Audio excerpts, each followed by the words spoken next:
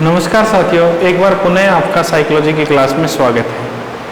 देखिए, हमने पिछली क्लास में पढ़ा कि बालक के विकास के बारे में हम चर्चाएं कर रहे थे मनोविज्ञान में।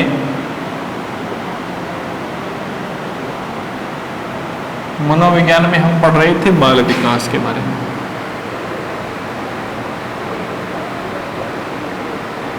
और बाल विकास में भी हम पढ़ रहे थे वृद्धि एवं विकास के सिद्धांतों के बारे में पढ़ रहे थे। वृद्धि और विकास के सिद्धांत, वृद्धि और विकास के सिद्धांतों को मैं एक बार पुनः याद दिलवाता हूँ।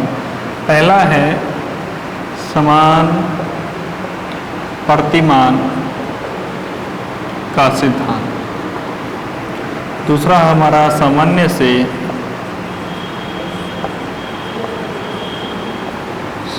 से विशिष्ट क्रिया का सिद्धांत।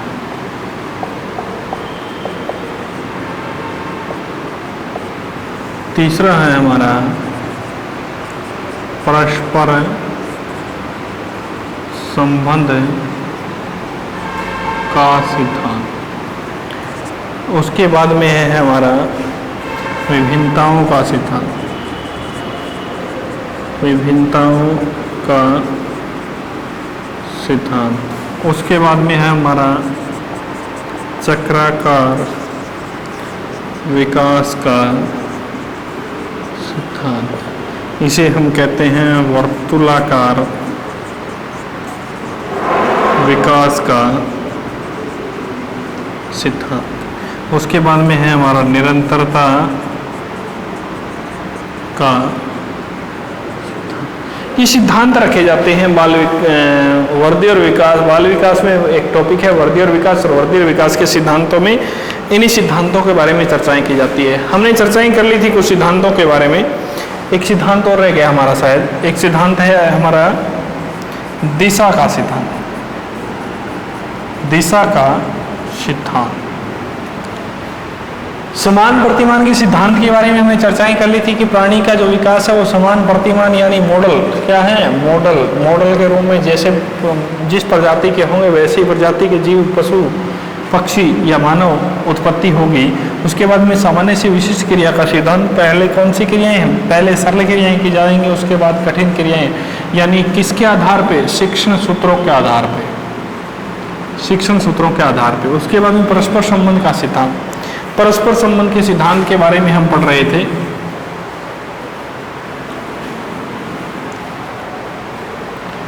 परस्पर संबंध का सिद्धांत। परस्पर संबंध के सिद्धांत के बारे में हम पढ़ रहे थे कि परस्पर संबंध कुछ अवस्थाएं ऐसी हैं जिनका आपस में क्या होता है? परस्पर संबंध होता है। अब देखिए, हम यहाँ अवस्थाओं के अलावा बात करें। आप कहोगे कि परस्पर संबंध की पिछली बार हम इसी में चर्चाएं कर रहे थे। विकास में देखिए कुछ चीजें होती हैं। पहला शारीरिक विकास, दूसरा मानसिक विकास, तीसरा सामाजिक विकास, और चौथा संवेगात्मक विकास। इनके बारे में हम चर्चाएं कर रहे हैं। शारीरिक विकास, मानसिक विकास, सामाजिक विकास और संवेगात्मक विकास। शारीरिक विकास ये एक ही बात कहता है, ये सिद्धांत, कि ये जो चारों विकास हैं, इन विकासों का आपस में क्या होना चाहिए? संबंध होना चाहिए। जब आपस में इनका संबंध होगा एक दूसरे का, तो ही प्राणी अपने वृद्धि और विकास के स्वरूप को आगे बढ़ा पाएगा, अन्यथा नहीं बढ़ा पाएगा। देखिए, शारीरिक विकास की हम चर्चाएं करेंगे तो सबसे पहले किस शारीरिक विकास की चर्चाएं करें तो शारीरिक विकास का संबंध किससे होता है? शरीर से। अब आप कहोगे कि सर, शारीरिक विकास का मानसिक विकास से संबंध क्या जरूरी है? जब हम वृद्धि और विकास के सिद्धांत पढ़ते हैं और उसमें एक सिद्धांत पढ़ते हैं परस्पर संबंध का सिद्धांत, तो वो एक ही बात कहता है कि इनका आपस में क्या होना चाहिए? संबंध होना चाहिए। जब इनका आपस में संबंध होगा तो ही आप अपने चाहे वो वृद्धि का स्वरूप हो चाहे वो विकास का स्वरूप हो, उसको आप आसानी से आगे बढ़ा पाओगे, अन्यथा नहीं बढ़ा पाओगे। अब शारीरिक रूप यानी शारीरिक रूप में हमने पहले पढ़ा कि हमारा वृद्धि का जो जितना भी दृष्टिकोण है वो सारा का सारा किस में आएगा, शारीरिक पक्ष में आएगा। और शारीरिक पक्ष किस में आएंगे, शारीरिक विकास है वो किस में, किसका स्वरूप आएगा, वृद्धि का। दूसरी किसकी बात कर रहे हैं, दूसरा है मानसिक विकास। अब मानसिक विकास में देखिए मस्तिष्क है कि नहीं है, है। मस्तिष्क है तो यहाँ चिंतन भी है, चिंतन है तो मनन भी है, यहाँ सूझ भी है, यहाँ संवेग भी है। ये जो प्रक्रियाएं चलती रहती हैं ये सारी की सारी किस में चलते हैं, अमूर्त होती हैं, दिखाई नहीं देती हैं। और जब दिखाई नहीं देती तो ये सारी की सारी कौन सी प्रक्रियाएं हैं, मानसिक प्रक्रियाएं। अब यहाँ प्राणी का जो मस्तिष्क, अब मैं इससे जोड़ूं, आपस में क्या स्थापित करना है, हमें संबंध स्थापित कर रहा है। जब हमारा मस्तिष्क सही नहीं है तो आपका शारीरिक विकास हो सकता है, नहीं हो सकता। जब आपका शरीर सही नहीं है तो आपका मस्तिष्क सही नहीं है। आप कहीं आ रहे हो, चलते चलते बाइक पे आ रहे हो, क्लास में पढ़ाना है आपको याद भी है अच्छे तरीके से, मस्तिष्क में सही तरीके आप अपने स्थायी करके लेकर के आए हो, और आपका रास्ते में किसी वजह से बाइक से गिर गए, और गिरने के बाद आपका शरीर में किसी प्रकार की चोट या कुछ और किसी रोग के कारण आपको परेशानी हुई, आपको पीड़ा हुई। जब आपको पीड़ा हुई तो आपका मस्तिष्क कहीं ना कहीं उद्वेलित की स्थिति में आया कि नहीं आया, और जब आया तो आपका मस्तिष्क काम करेगा कि नहीं करेगा। कई बार हम क्या करते हैं, अपने शरीर की भाग दौड़ की वजह से हमारे मस्तिष्क में जो सही स्थायी कार्य होते हैं उन कार्यों को भी हम भूल जाते हैं, उन कार्यों को भी हम सही रूप नहीं दे पाते। तो इस वजह से हमारा मस्तिष्क और शारीरिक विकास का दोनों का आपस में क्या होता है, संबंध रहता है। उसके बाद में शारीरिक विकास का और चिंतन का संबंध रहता है कि हमारी सोचने की जो प्रक्रिया, अगर हमारा शरीर सही है, कहा जाता है पहला सुख निरोगी काया, जब हमारी काया ही सुखी है तभी हमारा चिंतन का स्वरूप सही हो सकता है। शारीरिक स्वरूप है तो हमारा चिंतन की पहली सीढ़ी माना जाता है मनन को। और जब चिंतन और मनन होती है तो सोच होती है, और सोच के समय काम आने वाले जो तत्व होते हैं उन्हें विचार कहते हैं। क्या कहते हैं, विचार कहते हैं।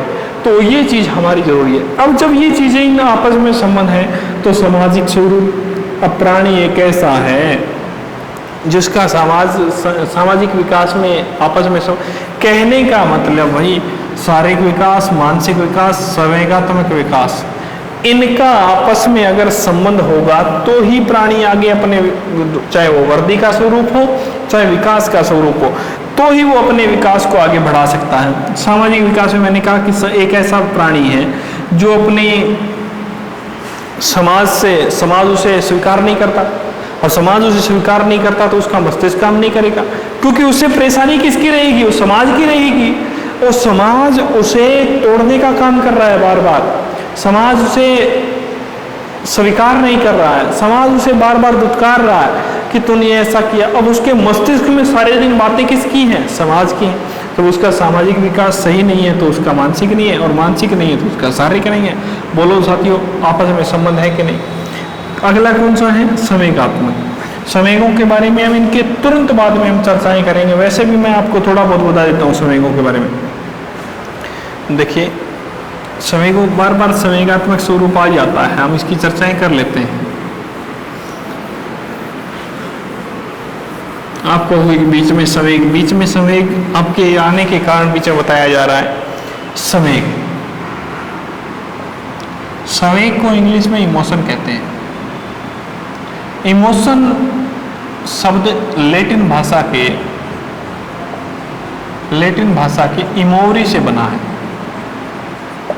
इमोरी का अर्थ होता है उत्तेजित होना, और उत्तेजित होने की जो दशा है उसी दशा को क्या कहा जाता है, संवेग कहा जाता है। उसी दशा को क्या कहा जाता है, संवेग। विलियम मैकडूगल जो एक मनोवैज्ञानिक थे, विलियम मैकडूगल की एक पुस्तक है, उस पुस्तक का नाम है दी आउटलाइन साइकोलॉजी। मनोविज्ञान की अवधारणा। इस पुस्तक में इन्होंने मुख्य रूप से कितने संवेग बताए हैं? 14 संवेग बताए हैं। वैसे अलग अलग मनोवैज्ञानिकों ने अलग अलग संवेग बताए, वो हम अवस्थाओं में चर्चा करेंगे। प्राणी कहने का मतलब जो उत्तेजित होने की जो दशा है उसे ही हम क्या कहते हैं? संवेग कहते हैं। अब हमने संवेगात्मक में मुख्य रूप से संवेग देखिए, 14 नहीं बता रहा मैं, भय, प्रेम, क्रोध, ये क्या है? संवेग है। प्राणी की उत्तेजित होने के बाद प्रस्फुटित होने वाली जो क्रियाएं हैं वो ही क्या कहलाती हैं? संवेग कहलाती हैं। अब प्राणी का भय है, प्रेम है, क्रोध है, ये संवेग है। अब प्राणी इनसे शारीरिक संबंध भी होता है, हमने वहां बात की, एक तो शारीरिक विकास की, दूसरे मानसिक विकास की, तीसरे सामाजिक विकास की और चौथे संवेगात्मक विकास की। दोबारा से लिख लेता हूं यहाँ। संवेगों का समझ में आया कि नहीं आया? समेज, इमोरी, इंग्लिश में इमोशन कहते हैं। इमोशन लैटिन भाषा की इमोरी से बना है। इमोरी का अर्थ उत्तेजित होना, उत्तेजित होने की दशा को क्या कहते हैं? संवेग कहते हैं। और संवेगों के बारे में चर्चाएं करने वाले मुख्य रूप से विलियम मैकडूगल है। कौन है? William McDougall. विलियम मैकडूगल की एक पुस्तक है द आउटलाइन साइकोलॉजी। उस द आउटलाइन साइकोलॉजी में संवेगों की चर्चाएं करता है और कहता है कि प्रत्येक संवेग के साथ क्या जुड़ी हुई है? मूल प्रवृत्तियां जुड़ी है। देखिए मुख्य रूप से संवेगों में संवेग हम देखें तो भय है, प्रेम है, क्रोध है, ये संवेग है मान के चलिए। और उधर हम विकास कर रहे हैं, परस्पर संबंध विकास की बात कर रहे हैं। तो हमारे पास विकास की हम मुख्य 4 से विकास पढ़ रहे हैं। 4 शारीरिक विकास, मानसिक विकास, संवेगात्मक विकास और सामाजिक विकास। इनका आपस में एक भी, मैंने कहा कि एक भी अगर विकास हमारा अवरुद्ध होता है तो कहीं ना कहीं हमारी, चाहे वो वृद्धि का स्वरूप हो चाहे विकास का स्वरूप हो, उसमें एक को हमें पीछे रखना ही पड़ेगा। उसमें एक में हमें दिक्कतों का सामना करना ही पड़ेगा। एक भी अगर विकास हमारा अवरुद्ध हुआ, एक भी रुका तो हमारी वृद्धि प्रभावित हुई, अगर एक भी रुका तो हमारा विकास प्रभावित हुआ। दोनों में एक न एक जरूर, एक किसी प्रकार का। तो अब हम संवेगों के बारे में, ये संवेग है। मान के चलिए एक प्राणी ऐसा है जिसे क्रोध आ रहा है। अब जिस प्राणी को क्रोध आ रहा है तो उसका शारीरिक स्वरूप सही नहीं रहेगा, क्योंकि जिसको क्रोध आएगा तो उसका शरीर दुबला पतला होगा, अंतर्मुखी रूप का मिलेगा। हम व्यक्तित्व में चर्चाएं करेंगे। अंतर्मुखी रूप का मिलेगा, शरीर दुबला पतला होगा, शारीरिक पीड़ाएं होंगी, शरीर रोगों से ग्रसित होगा। जब प्राणी ये सारी क्रियाएं, शरीर रोगों से ग्रसित था, दुबला पतला था, अंतर्मुखी स्वरूप का था, अनेक रोगों से ग्रसित था, जब ये चीजें किसके कारण हुई? एक अकेले क्रोध के कारण हुई। एक ऐसा प्राणी है जो प्रेम के साथ रहता है, आनंद के साथ रहता है, प्रेम प्यार के साथ रहता है, वो आनंद की दुनिया में रहता है, खुश मिजाजी दुनिया में रहता है, अच्छे अपने स्वभाव को रखता है। उसका ना तो शारीरिक स्वरूप किसी प्रकार से विघटित होता है, ना मानसिक स्वरूप विघटित, क्योंकि किसी प्रकार की कोई समस्या नहीं रखता है। और जब यहाँ क्रोध संवेग वाला जो प्राणी है उसके तो अनेकों समस्याओं से घिरा हुआ है वो प्राणी, उसको तो सबसे ज्यादा समस्याओं का सामना करना पड़ रहा है। तो यहाँ पे एक भी अगर इसका साथ नहीं दिया, मैंने कहा परस्पर संबंध का सिद्धांत, इसमें अगर कहने का तात्पर्य चारों का आपस में संबंध हुआ तो प्राणी का वृद्धि का स्वरूप हो चाहे विकास का स्वरूप हो, वो आगे बढ़ सकता है। अब आप बताइए कि जो प्राणी बीमार रहता है, जो प्राणी शारीरिक पीड़ा से ग्रसित रहता है, क्या वो अपने आप को कभी उबार पाता है? क्या उसका शारीरिक विकास हो जाएगा? जब वो उस पीड़ाओं से ग्रसित है तो क्या उसका मानसिक विकास हो जाएगा? क्या उस समय का तो विकास हो ही नहीं रहा, क्योंकि उसे क्रोध आ रहा है, लड़ाई झगड़े करता है सारे दिन। और जब लड़ाई झगड़े करता है तो क्या समाज उसे स्वीकार करेगा? नहीं करेगा दोस्तों। तो इसका मतलब इन चारों का आपस में क्या होना चाहिए? इन चारों जो विकास जो है शारीरिक, मानसिक, सामाजिक और संवेगात्मक, मुख्य रूप से इन चारों को हम पढ़ते हैं। तो इनका आपस में क्या होना चाहिए? परस्पर संबंध होना चाहिए। जब इनका परस्पर संबंध होगा तो ही प्राणी का विकास, चाहे वृद्धि हो चाहे विकास हो, तो ही वो एक अच्छे तरीके से गति कर सकती है, तो ही वो एक अच्छे तरीके से चल सकती है। उसके बाद में क्या है, विभिन्नताओं का सिद्धांत। अगला हमारा सिद्धांत है विभिन्नताओं का।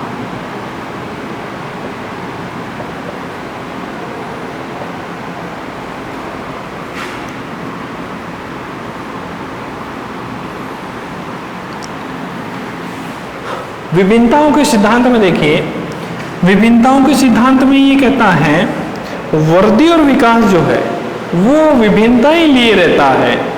सभी जितनी भी अवस्थाएं हैं विकास की, उन अवस्थाओं में विकास हो चाहे वृद्धि हो, दोनों स्वरूप एक समान गति से नहीं चलते। और जब समान गति से नहीं चल पाते तो वो क्या लिए रहते हैं, विभिन्नताएं लिए रहते हैं। अब विभिन्नताएं कैसी लिए रहते हैं, देखिए हम पढ़ते हैं अवस्थाएं। उन अवस्थाओं में पहली अवस्था सामान्य रूप से पढ़ते हैं सहसो अवस्था।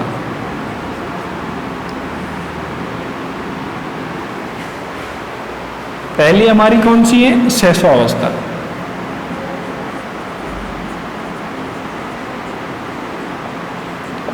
दूसरी है बाल्यावस्था।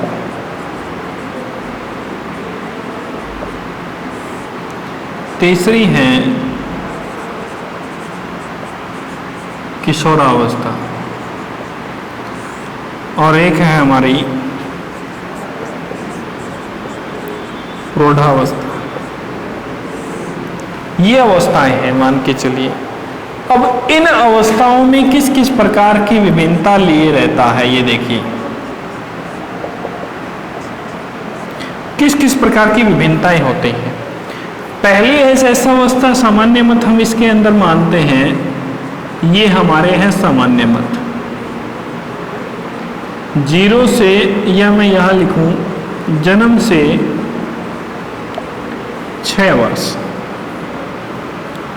6 वर्ष आयु। उसके बाद मैं लिखूं 6 से 12 वर्ष। उसके बाद मैं लिखूं 12 से 18 वर्ष। और उधर मैं लिखूं 18 से ऊपर। अब कहेंगे कि सर विभिन्नताएं कैसी, विभिन्नताएं साथियों हर अवस्था में होती हैं। एक साथ बालक, 2 बालक ऐसे हैं जिन्होंने एक साथ जन्म लिया है, एक साथ उनका पालन पोषण हुआ है, एक साथ पढ़े लिखे हैं, लेकिन उनमें भी किसी न किसी प्रकार की विभिन्नताएं देखने को मिल जाएंगी। तो विभिन्नताएं कैसी, हम जो विभिन्नताएं पढ़ेंगे वो पढ़ेंगे शारीरिक और मानसिक दृष्टिकोण में रख करके। एक बात तो आप लोग भी जानते हो कि 2 प्राणी इस सृष्टि में, आप हो, मैं हूं। कोई भी प्राणी तुम जैसा नहीं है, कोई भी प्राणी मेरे जैसा नहीं है। आप कहोगे कि सर शक्लें मिल रही हैं, हम शक्ल होते हैं, उनमें कोई विभिन्नताएं नहीं होती हैं साथियों। अगर मानसिक विभिन्नताएं नहीं होंगी तो शारीरिक विभिन्नताएं होंगी। शारीरिक विभिन्नताएं नहीं होंगी, मान के चलिए एक प्राणी ऐसा है जिसका शारीरिक स्वरूप दोनों का एक जैसा है, मेल जोल एक जैसा है। जब उनकी शारीरिक विभिन्नताएं नहीं है तो उनमें मानसिक विभिन्नताएं पाएंगे। चलो मान लीजिए मानसिक विभिन्नताएं भी नहीं है तो उसमें सामाजिक विभिन्नताएं पाएंगी। अब सामाजिक विभिन्नताएं पाई जाएंगी कि मान के चलिए एक को समाज स्वीकार कर रहा है, एक को स्वीकार नहीं कर रहा। एक ऐसा कार्य करता है जो समाज में सबसे उच्च स्थान रखता है, एक ऐसे कार्य करता है जो समाज में सबसे निम्न स्थान रखता है। उनका शरीर तो एक जैसा था। देखिए हम विकास में बात करें, शारीरिक, मानसिक, सामाजिक, संवेगात्मक, भौगोलिक,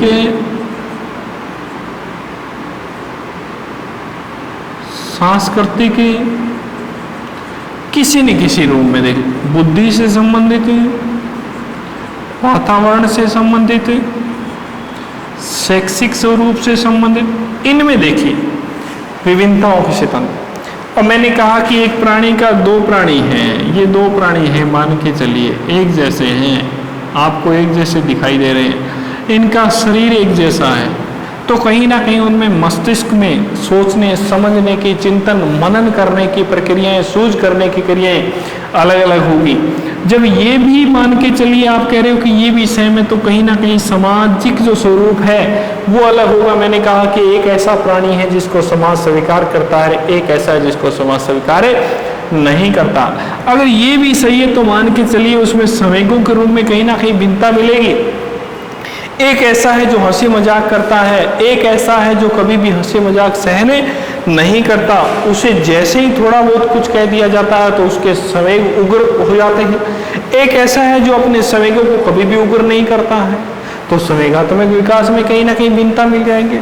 अब भौगोलिक में भिन्नताएं मिल जाएंगे। एक तो प्राणी यहाँ का है, एक केन्या का है, कहीं ना कहीं दोनों रोल में एक जैसे हैं देखने में, शरीर उनका एक जैसा है, चाल ढाल रहन सहन एक जैसा है, लेकिन उनका और तो सारी चीजें एक जैसी हैं, लेकिन उनके रंग में अंतर मिलेगा क्योंकि वो वातावरण के अनुसार। भौगोलिक खान पान में अंतर मिलेगा, खान पान में अंतर मिलेगा कि वहाँ के लोग खाते क्या है, यहाँ के लोग क्या। यानी कहने का मतलब भिन्नता मिली कि नहीं मिली। उसके बाद सांस्कृतिक स्वरूप में, सांस्कृतिक स्वरूप में अगर हम देखें तो पहनावे में भिन्नता मिल जाएगी, रहन सहन में भिन्नताएं मिल जाएंगी, बोल चाल में भिन्नताएं मिल जाएंगी, भाषा में भिन्नताएं मिल जाएंगी, उनकी भाषा अलग है, अपनी भाषा, रहन सहन में भिन्नताएं मिल जाएंगी, शैक्षिक स्वरूप में भिन्नताएं मिल जाएंगी, यानी किसी न किसी रूप में मिले। उसके बाद चलो ये भी मान लेते हैं कि सही समान है। उसके बाद बुद्धि में भिन्नता, बुद्धि में ट्रमन और मोरल के अनुसार हमने पढ़ा था कि बुद्धि को हम 10 भागों में विभाजित करते हैं। 10 भागों में हम शुरू करते हैं जड़ बुद्धि से, नीचे नीचे जड़ होती है तो जड़ बुद्धि से करते हैं, ऊपर ही ऊपर प्रतिभा होती है तो प्रतिभाशाली तक लेकर के जाते हैं। तो ये जो दौर रहता है बीच का, जड़ बुद्धि, मंद बुद्धि, सामान्य बुद्धि, मूर्ख, महामूर्ख, ये जो स्वरूप रहता है, उत्तम, अति उत्तम, प्रतिभाशाली, ये जो स्वरूप रहता है, इस स्वरूप में अगर कहीं ना कहीं अंतर मिलेगा। एक तो ऐसा है जिसका शरीर भी सही है, मस्तिष्क भी सही है, सामाजिक, संवेगात्मक, भौगोलिक, सांस्कृतिक सब सही है, लेकिन उसकी बुद्धि है एक की तो क्या है, प्रतिभाशाली, और एक की क्या है, जड़ बुद्धि। इसमें अंतर मिल जाएगा। वातावरण में अंतर मिलेगा, शैक्षिक स्वरूप में अंतर मिलेगा। कोई बालक खेल खेल रहे हैं तो खेल में अंतर मिलेगा, शारीरिक बनावट में अंतर मिल जाएगा, मानसिक सोचने समझने में अंतर मिल जाएगा। कहने का तात्पर्य साथियों कि किसी दो प्राणी इस सृष्टि में एक जैसे नहीं है, चाहे वो दोनों सगे भाई बहन ही भाई ही क्यों ना हो, चाहे वो सगी बहनें ही क्यों ना हो, उनमें किसी न किसी प्रकार का अंतर जरूर देखने को मिलता है। चाहे वो शारीरिक रूप में हो, चाहे वो मानसिक रूप में हो, चाहे वो भौगोलिक रूप में हो, चाहे वो संवेगात्मक रूप में हो, चाहे वो सांस्कृतिक रूप में हो, और तो और चाहे वो बुद्धि से संबंधित हो। बुद्धि में भी हम आगे पढ़ेंगे, ट्रमन और मोरल के अनुसार बुद्धि को 10 भागों में विभाजित किया जाता है। बुद्धि अलग अलग खंडों में विभाजित है और फिर बुद्धि के सिद्धांतों में हम पढ़ते हैं। चलो ये तो बात हो गई हमारी इनके रूप में, लेकिन हमने कहा कि विभिन्नताओं में हम 2 चीजें देखते हैं, एक तो शारीरिक स्वरूप और दूसरा मानसिक स्वरूप। शारीरिक और मानसिक स्वरूप में हम देखते हैं तो बालक का जो जन्म से 6 वर्ष का होता है, शैशवावस्था जो होती है, उस शैशवावस्था में अगर हम बात करते हैं तो शैशवावस्था जो है, उस शैशवावस्था में बालक का सबसे ज्यादा, बालक का सर्वाधिक, चाहे वो शारीरिक विकास है चाहे वो मानसिक विकास, दोनों क्या होते हैं, तीव्र गति से हो रहे हैं। शारीरिक और मानसिक विकास दोनों क्या है इस अवस्था में, तीव्र गति से हो रहे हैं शैशव अवस्था में। उसके बाद दूसरी अवस्था कौन सी आ जाती है, बाल्यावस्था। इस अवस्था में जो विकास है वो मंद गति से चलता है। बाल्यावस्था जैसे ही आएगी तो प्राणी का जो शारीरिक और मानसिक विकास दोनों क्या होंगे, मंद होंगे। और जो उसके बाद जब किशोरावस्था आएगी उसमें एक बार पुनः तीव्रता आएगी, और जब तीव्रता आती है तो इसी कारण से स्टैनली हॉल कहता है, एक परिभाषा याद करवा देता हूँ यहाँ, इसी कारण से स्टैनली हॉल कहता है कि किशोरावस्था कठोर दबाव, तनाव, तूफान एवं संघर्ष की अवस्था है, संघर्ष की अवस्था। ये किसके बारे में कहा जाता है, किशोरावस्था के बारे में। तो जो हमारा यहाँ आने के बाद हमारी वृद्धि रुक जाती है, शारीरिक विकास रुक जाता है, और यहाँ आने के बाद हमारा मानसिक विकास है वो चलता रहता है। तो साथियों, यानी कहने का तात्पर्य चाहे वो शैशवावस्था में हमारा शारीरिक और मानसिक विकास तीव्र गति से होता है, बाल्यावस्था में आने के बाद वो रुक जाता है। इसी कारण से इस अवस्था को हम सुसुप्तावस्था का काल कहते हैं। बाल्यावस्था को ये सुस्त अवस्था रहती है, उसके बाद किशोरावस्था में पुनः एक बार विस्फोट सा लेकर के आती है। विस्फोट के आयु इसी कारण से किशोरावस्था को कहा जाता है, और फिर उसके बाद में प्रौढ़ा। कहने का मतलब ये जो अवस्थाएं हैं, इन अवस्थाओं में भिन्नता रहती है, और जब इनमें भिन्नताएं रहती हैं तभी ये अवस्थाएं अलग अलग रूपों में अपने आप को रखती हैं। तो साथियों, हमने इसमें पहला हमने पढ़ा समान प्रतिमान का सिद्धांत। कौन सा? समान प्रतिमान का सिद्धांत। दूसरा हमने इसमें पढ़ा सामान्य से विशिष्ट क्रिया का सिद्धांत। कुछ क्रियाएं होती हैं वो सरल होती हैं, जो सामान्य से विशिष्ट क्रिया का जो सिद्धांत है वो हमारे शिक्षण सूत्र पे आधारित है, इसी शिक्षण सूत्र के आधार पे चलता है। सरल से पहला हमने पढ़ा समान प्रतिमान का सिद्धांत, दूसरा हमने सामान्य से विशिष्ट क्रिया का सिद्धांत, तीसरा हमारा परस्पर संबंध का सिद्धांत, चारों विकास का आपस में संबंध होता है। फिर हमारा विभिन्नताओं का सिद्धांत जो हमने अभी चर्चाएं की। हमारा रह गया चक्राकार विकास का सिद्धांत, वर्तुलाकार विकास का सिद्धांत, निरंतरता का सिद्धांत और दिशा का सिद्धांत। इनके बारे में हम अगली वीडियो में चर्चाएं करेंगे। धन्यवाद साथियों।